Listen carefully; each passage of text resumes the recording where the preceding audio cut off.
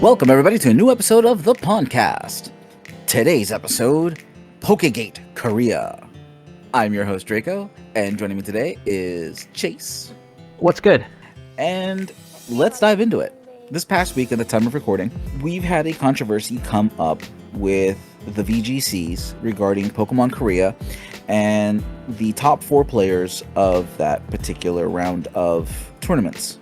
So, to catch everyone up, as Draco said, within the past week and a couple of days, something somewhat controversial has happened with the Korea branch of the Pokemon Company, and if I'm not mistaken, the tournament was the Korea Players Cup. 4 of the top ranking players, NashVGC and his team, as I said, wanted to stage somewhat of a protest to bring light issues that happen to be within the Pokemon Korea VGC circuit. We know every circuit has its issues.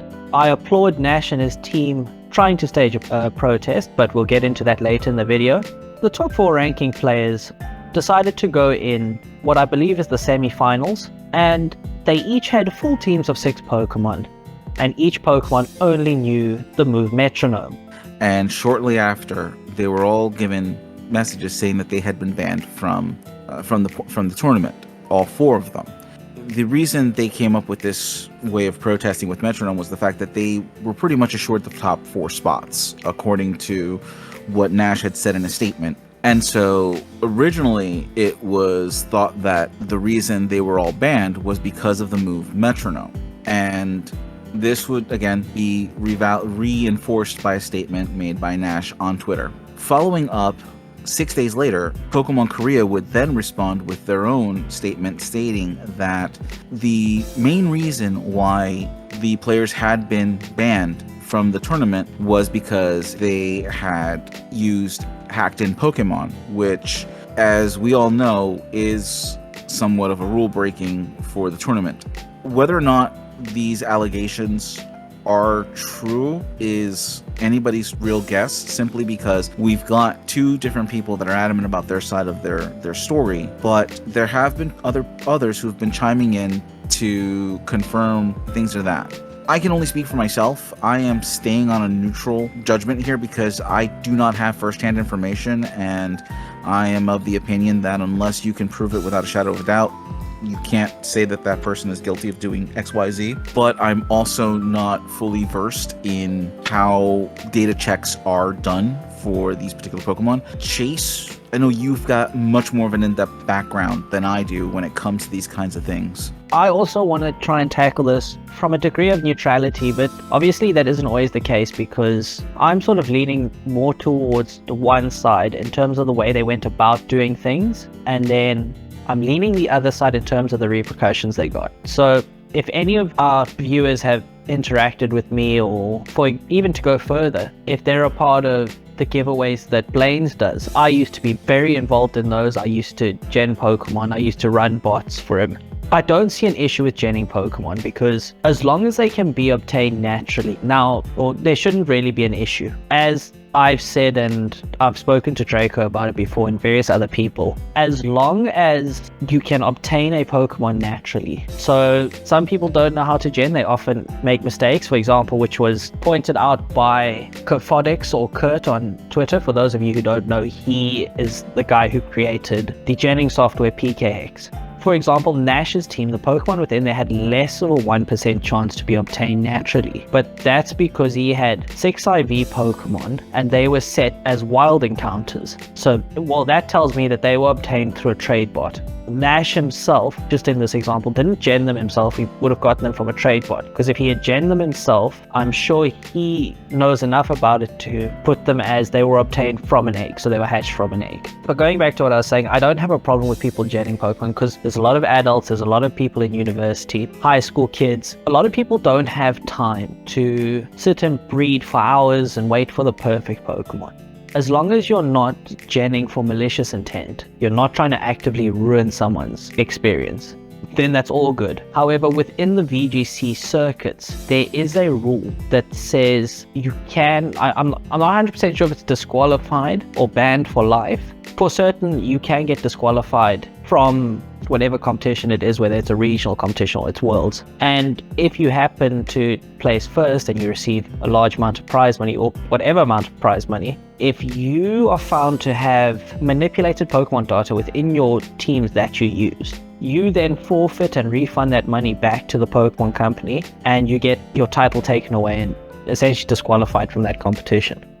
My point of view on this is, look, if you're genning your Pokemon and it's for your playthrough, that's you. That's as long as, like you stated, no one else is being harmed, I don't see a problem with it. But this also means that you're also responsible if you're trading these things out to other people. They need to be fully aware that you've genned this Pokemon, that you're giving them a genned Pokemon, and then they assume the risk of either trading with you or not. And if they choose to continue trading with you, that's again on them. Because we all know that at some point Pokemon Home is going to be updated and may catch that traded Pokemon as, oh hey, this is a gen Pokemon. Congratulations, this is now, you've got a useless slot, or you're now blocked from using anything online related, which would include any future competitions. So for your own personal playthrough, if that's how you want to rock it, go ahead. Gen away. But the moment you start entering into the sphere where you're interacting with other players and you have this chance of either harming another player, or in the VGC aspect, where honestly, if you're concentrating on 6 Pokemon, yes, I understand that people have lives, and I myself am really busy and I've got a bunch of stuff going on. However, there are a lot of methods that have been introduced in the recent games that speed up that timetable, so you don't have to spend hours on breeding. You can just kind of fudge your way into a competitively viable team with minimal work. And so there really isn't an excuse to go into the VGC tournament with genned Pokemon at all. Yeah, 100%. However, for VGC, I think as long as the Pokemon is obtainable naturally, then that's all right.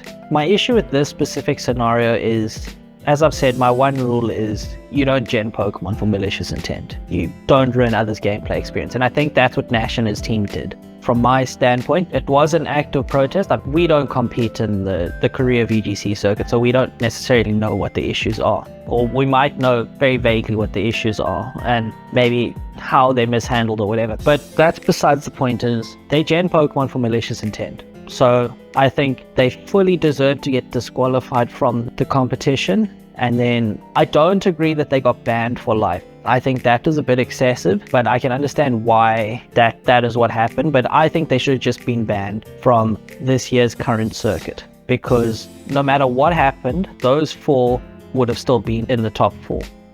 And I do think the way they went about it was quite wrong, because I'm all for protest. If you think there's mismanagement happening or you want things to change, by all means, do what you have to do to bring attention to it. But I think they should have gone in with 100% completely legitimate Pokemon.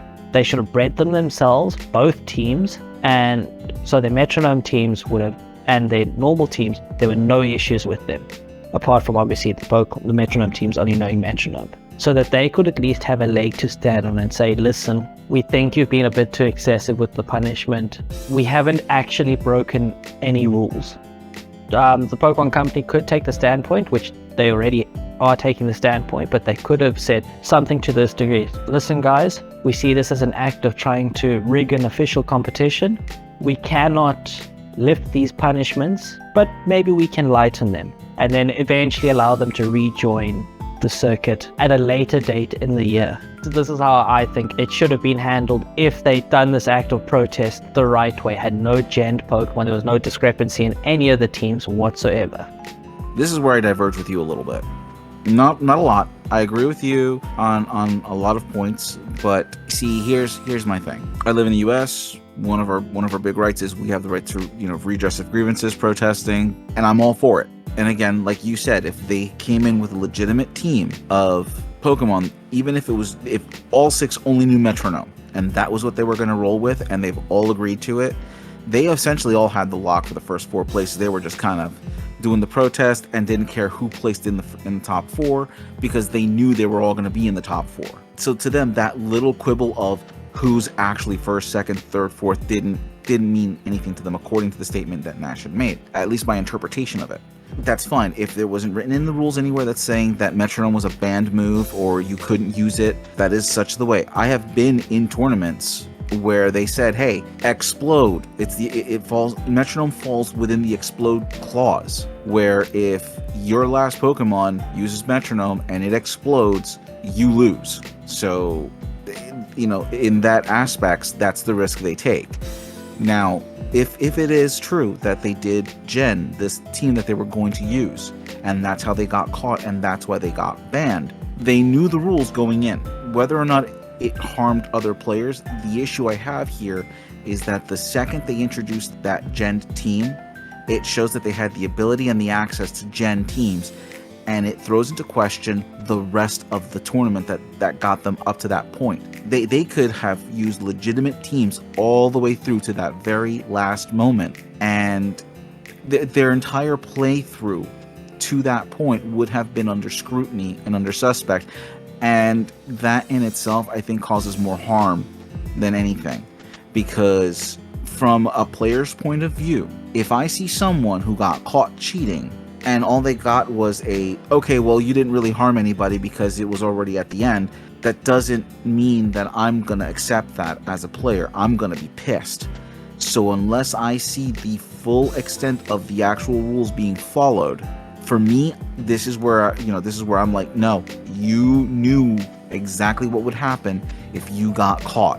You can't turn around and cry foul about it. But again, this is from the point, mind you, I'm going to restate this again. I am not saying that Nash and his team are guilty of cheating. I do not have this information. I have reached out to Nash. I've point blank asked him, but they did not admit to any wrongdoing at this point, at the time of recording. So I am not saying that those four are guilty, but I'm saying anyone caught cheating at that level is going to be put under scrutiny for all the earlier parts of that tournament. So they had to have felt the full weight of what would happen. I don't see any wiggle room, because the moment you start softening that blow, then that line's going to keep moving every time someone reaches just around that same point. 100% agree with what you're saying, and I don't think that they shouldn't have been punished for what they did, but I do think the only part of the punishment that I don't agree with is the being banned for life from the Korea VGC circuit. I think maybe that was a bit excessive, especially given how prevalent using gen Pokemon in the higher levels of competition is, and Kurt or Kaphotics is very on top of exposing which high level competitors gen their Pokemon. Since he started doing it, there's actually been a dip in how many teams put out by these high level competitors are actually being shared as rental codes, because I think people are now scared of him calling them out in case whatever Pokemon Company branches in charge of whichever circuit sees these tweets and decides to investigate it. Because yeah, it is against the rules, and I'm not saying everyone should go ahead and cheat, but I think given the circumstances, I think they should have gotten a lighter punishment. Just disqualify them and ban them for this year's circuit, allow them to enter next year's circuit again. If something like this happens again, or they found to be using gen Pokemon again, then maybe instill that ban for life punishment. But I'm of the belief that everyone should be given the benefit of the doubt, because if you burn your fingers once on the stove, you're not going to go touching a hot stove again, kind of thing, if you understand what I'm trying to say. Yeah, I do. Oh, for those who don't know, I don't know if this is for every competition, but up until the semi-finals, you have to stick with a single team, and specifically in this case, they were allowed to change their teams for the semi-finals, and then I believe they had to carry on those teams through to the finals. So that's where they actually got pinched for the metronome teams, because they didn't pass the team check, because every Pokemon on every team only knew metronome.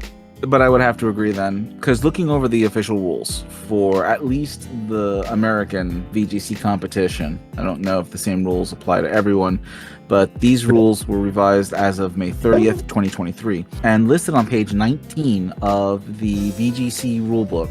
It states, any indication via official tools that a Pokemon has been illegally manipulated, such as a player's team failing an electronic team check, recommended penalty is disqualification, which again, if that's the case, then yes, I absolutely agree they needed to be disqualified. That's the repercussions of them manipulating the data if they were so guilty of it. But being banned on top of that does seem a bit excessive, in which case I would have to understand a bit more of why they were officially banned.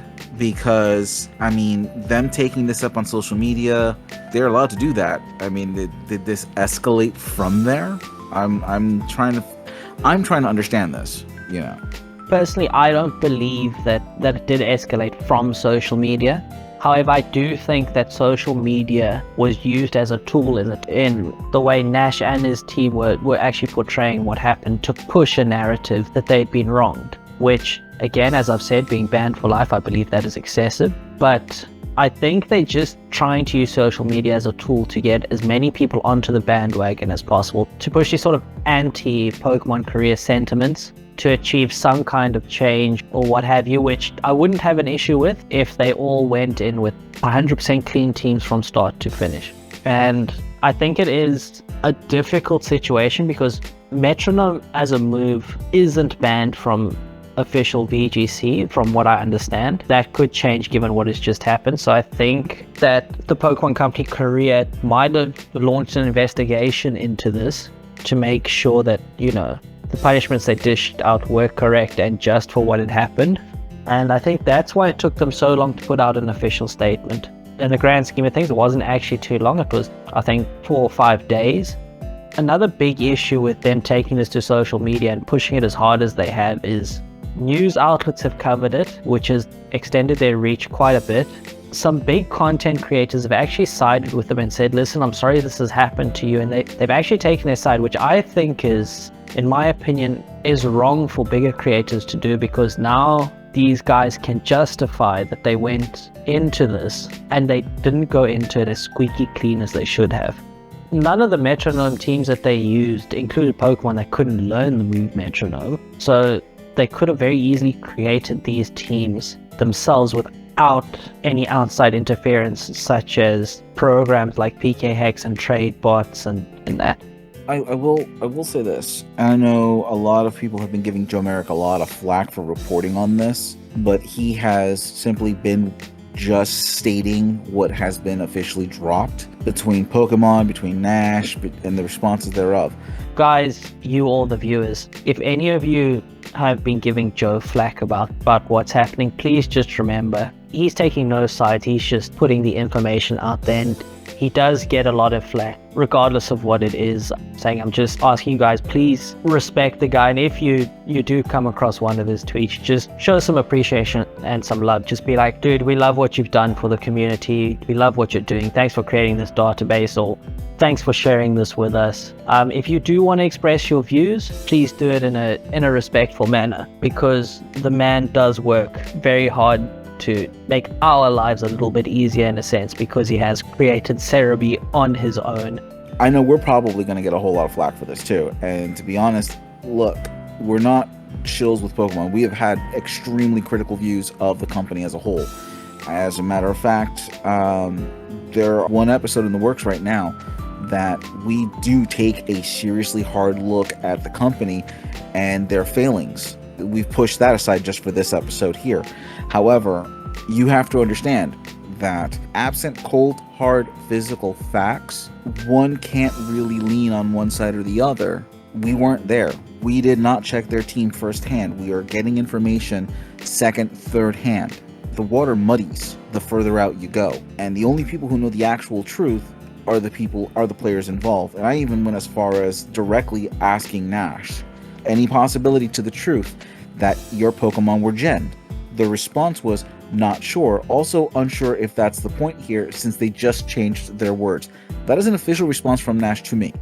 The problem I'm having with this kind of a response is that I don't know if it is a language issue. They've been tweeting in English, but the response comes off as a deflection. With all due respect with the players, does not look good, the fact that they did not flat out say, no, there's no truth to it, or yes, there's truth to it.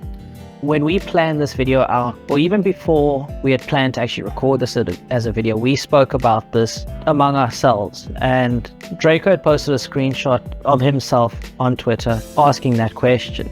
I said something along the lines of, I doubt he'll be honest about it, because unfortunately it is human nature. When we get asked the tough questions, we don't always give the 100% clear-cut truth. To do that on social media, you would be incriminating yourself.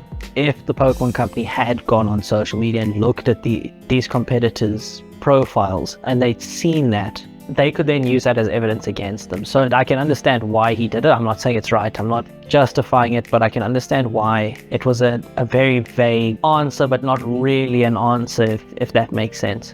It does. And like I said, I'm not passing judgment on the team. I'm not passing judgment on Pokemon Korea. I wasn't there. I don't live there. My frame of reference cannot apply to this. I can only take the 50,000 foot view look and just see that there is definitely an issue that's here. And a lot of people who are following this there are people who are siding with Nash because they don't really care for the Pokemon Company to begin with.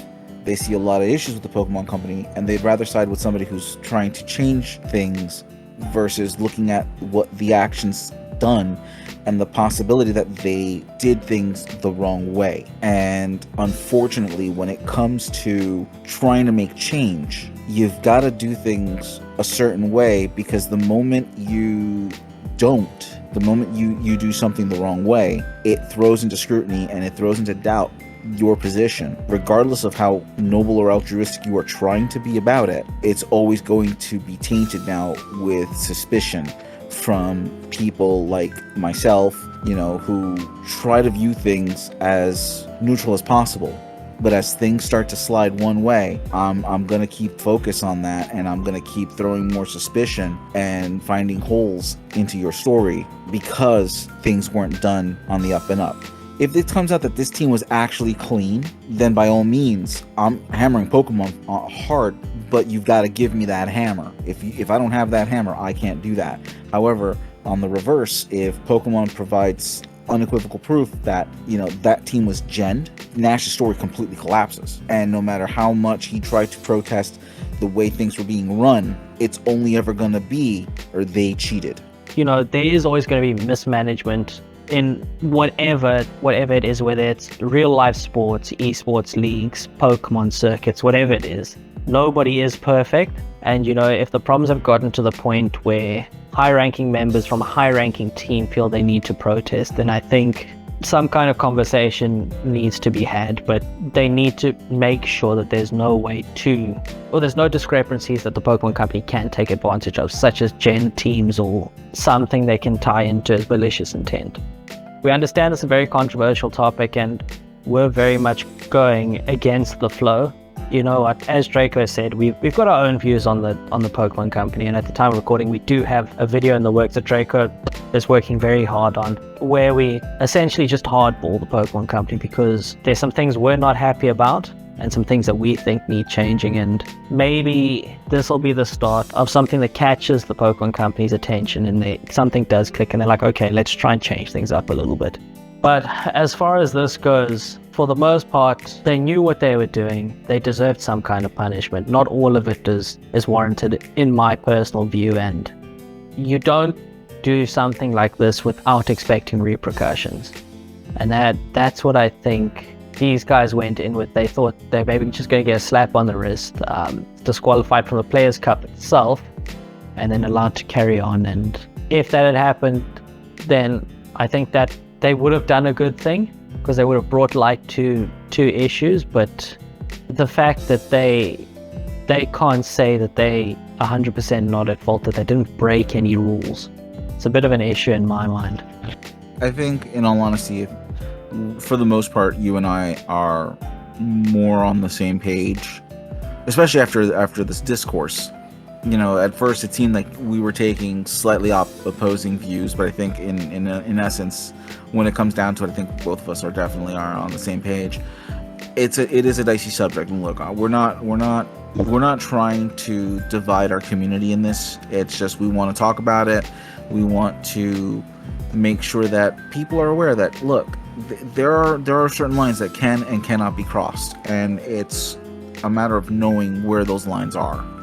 The best example I could give, and look, here at the Pondcast, we don't condone bad mouthing other YouTubers. On one side of the spectrum, you've got the people that are basically demonizing these people and blowing this whole thing out of proportion. And then on the complete other spectrum, you've got guys all for genning ease of access to every Pokemon that's ever been distributed or that's found in any game. So I think we've pretty much nailed the neutrality bit, because I do believe we are sort of in the middle of those two. But I just want to let you guys know that we're not trying to talk down on people. We're not trying to justify what they've done. But in the same breath, we're not saying that they should never be allowed to compete again. Definitely. I mean, moving forward, if they were to go back to compete, they're going to be under so much scrutiny that attempting to do it again is going to be next to impossible. Oh yeah, for sure.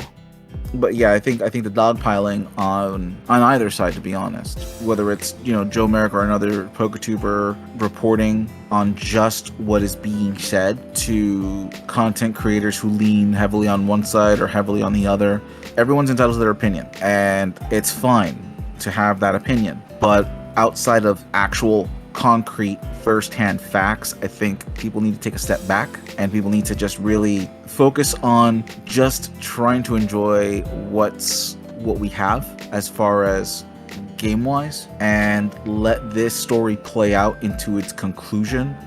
At the end of the day, we've got to understand, Pokemon is a private company. They are allowed to do things that they want. Whether or not we agree with it that's onto each of us, and that's going to fall whether or not we as fans continue to consume this particular property. So if it comes down to it and you don't agree with this, then obviously, speak with your wallet and don't buy into the product anymore. And that's really the only thing anyone can do. Voicing an opinion, one side or another, you're just exacerbating an already touchy subject.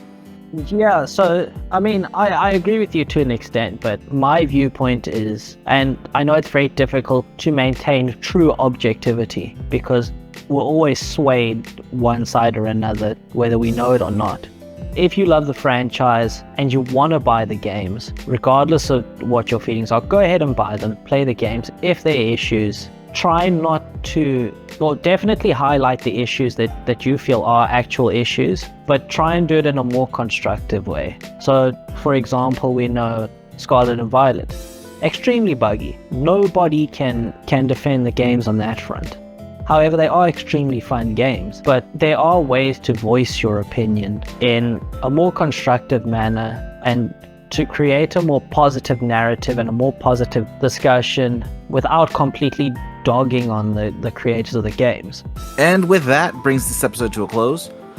What are your thoughts about what's going on in this particular hot topic? And again, please remain respectful with your comments down below. Hopefully we can have a more inclusive dialogue and discussion about the situation at hand. And be sure to share, like, and subscribe. Let us know how we're doing. And as always, have a wonderful day. Bye. Cheers, everyone. Have a good one.